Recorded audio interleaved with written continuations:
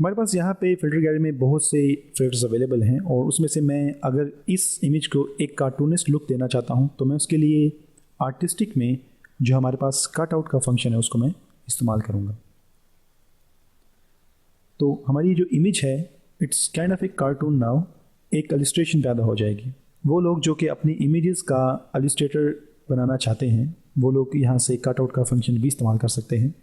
उसके बाद आप लोग इसके जो यहाँ पे छोटे छोटे एजेस देखते हैं आप उनको भी यहाँ पे स्मूथ कर सकते हैं या हार्ड कर सकते हैं या ज़्यादा कर सकते हैं। तो अगर हम इसके लेवल्स को ज़्यादा करेंगे तो ये जो हमारे पास ये छोटे छोटे बॉक्सेस आपको नज़र आ रहे हैं इस इमेज के, ये और भी ज़्यादा ओरिजिनल लुक में जाना शुरू हो जाएंगे और हमारे पास ये जो इमेज ओरिजिनल शक्ल में हमारे पास है ये कुछ उस तरह आपको नज़र आएगी।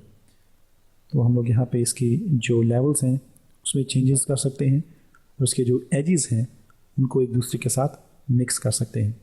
तो डिपेंड करता है आप लोगों पे कि आप लोग उसको किस तरह इस्तेमाल करते हैं। I am happy with this setting और मैं इसको ऐसे भी इस्तेमाल कर सकता हूँ। सो ये कुछ इस तरह लगता है कि जैसे ये हम लोगों ने इसको एक इलस्ट्रेटर में कन्वर्ट किया है। उसके बाद हमारे पास यहाँ पे स्केच के ऑप्शन हैं, उसमें हम लोग जो सबसे ज़्यादा चीज़ इस्तेमाल करते हैं वो है नोट पेपर। हम लोग इसको भी इस्तेमाल करते हैं इमेजेस को बैकग्राउंड पे प्लेस करने के लिए हम लोग इसको इस्तेमाल करते हैं।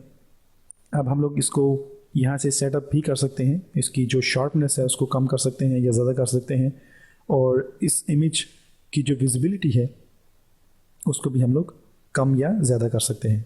ये जितना इमेज विजिबल होगा उतना हमें समझ आएगा कि ये इमेजेस क्या हैं और हमने इसको किस तरह इस्तेमाल किया है।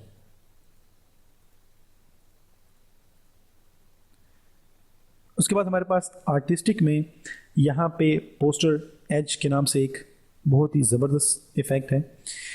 इसमें जितने भी एजेस होते हैं इमेज में वो उभर के आपके सामने आते हैं और आप लोग अगर कभी भी किसी इमेज को क्रॉप करना चाहते हैं तो उसके लिए हम लोग सबसे पहले उसके ऊपर पोस्टर एजेस का एक इफ़ेक्ट ऐड करते हैं। जैसे अगर मैंने इसको यहाँ से अगर क्रॉप करना है तो मैं इसके ऊपर पोस्टर एजेस का जो इफ़ेक्ट है उसको ऐड करूँगा और इसके जो एजेस हैं उसको मैं इसकी जो थिकनेस है उसको ज़्यादा करूँगा।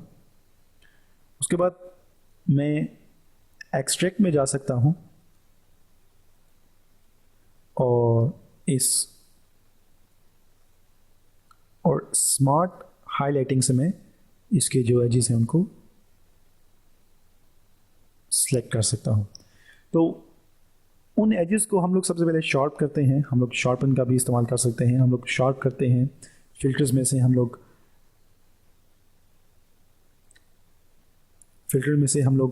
बहुत से इफ़ेक्ट्स को इस्तेमाल करते हैं, शार्प करते हैं एजेस को, उसको सेलेक्ट करते हैं और उस इमेज को क्रॉप करते हैं। तो कुछ ऐसे इफ़ेक्ट्स हैं फिल्टर इफ़ेक्ट में जिनको हम लोग इस्तेमाल करते हैं तो हमें बहुत से फ़ायदे हासिल होते हैं। इसके अलावा हमारे पास ब्लोर है, हम लोग ब्लोर का इस्तेमाल करते हैं और वो एरिया जिनको हम लोग ब्लोर करना चाहते हैं या ज़्यादा शो नहीं करना चाहते तो हम लोग गॉसियन ब्लोर का इस्तेमाल करते हैं। मैं यहाँ पे सिलेक्शन टूल लूँगा और यहाँ से एक सिलेक्शन लूँगा और इस सिलेक्शन के ऊपर मैं फिल्टर, ब्लोर और गॉसियन ब्लोर का इस्तेमाल करूँगा। और इसके अलावा हमारे पास और भी फ़िल्टर्स अवेलेबल हैं जिसमें हम लोग सबसे फेमस जो फ़िल्टर इस्तेमाल करते हैं वो है क्लाउड्स का। अगर मैं किसी जगह पे क्लाउड्स लेना चाहता हूँ तो मैं यहाँ पे एक न्यू फाइल ओपन करूँगा और मेक श्योर कि आपका जो कलर है वो रीसेट है टू ब्लैक एंड वाइट और मैं यहाँ से फ़िल्टर, रेंडर्स एंड क्लाउड्स में जाऊँगा।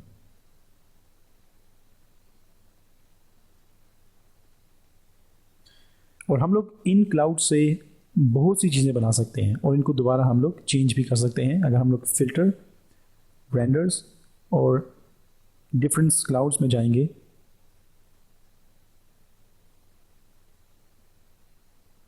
तो हम लोग इनको चेंज कर सकते हैं और इनको दोबारा अप्लाई कर सकते हैं बाय कंट्रोल F।